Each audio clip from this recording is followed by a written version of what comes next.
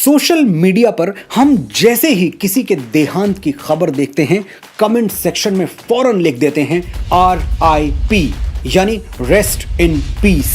ये हमारा तरीका है अपनी संवेदनाएं प्रकट करने का। We feel sorry for the departed soul.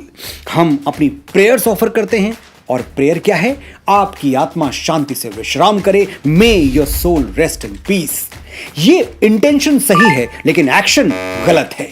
किसी हिंदू की मृत्यु पर RIP लिखना उतना ही गलत है जितना कि उसे मुखाग्नि न देकर दफना देना। मैं एक हिंदू हूं, मेरा अधिकार है कि पंच तत्व से बने मेरे शरीर को मृत्यु के बाद चिता की अग्नि में स्वाहा कर दिया जाए। मैं कभी नहीं चाहूंगा कि मुझे कॉफिन में रखकर जमीन में गाड़ा जाए। जितनी बार हम किसी हिंदू या सनातनी की तस्वीर के नीचे RIP लिखते हैं, जाने अनजाने हम उसके उचित अंतिम संस्कार का तिरस्कार करते हैं, उसे अपमानजनक विदाई देते हैं। किसी दिवंगत हिंदू के लिए RIP लिखना क्यों गलत है? और यह गलत है तो फिर सही क्या है?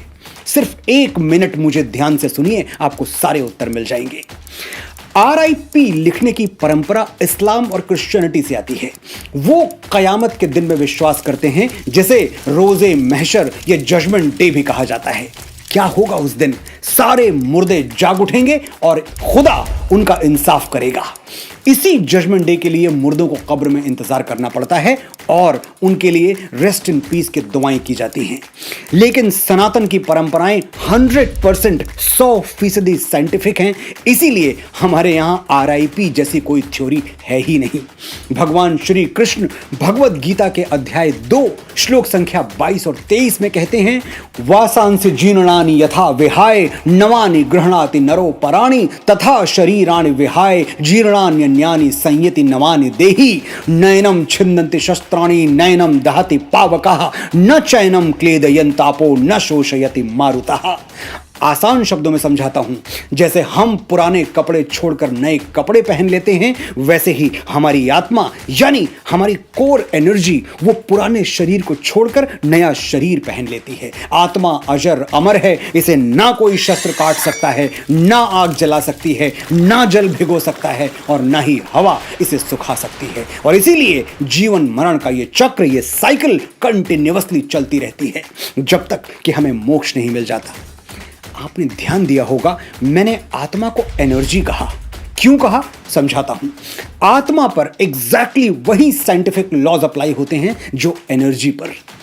थर्मोडायनेमिक्स का पहला नियम क्या है? Energy can neither be created nor destroyed but can only change form, यानी ऊर्जा को न बनाया जा सकता है न मिटाया जा सकता है, बस इसे एक रूप से दूसरे रूप में परिवर्तित किया जा सकता है। श्री कृष्ण ने हजारों साल पहले यही बात कही थी, लेकिन हम अपनी आदत से मजबूर हैं। हम तब तक नहीं मानते जब तक कोई विदेशी ना बोल दे।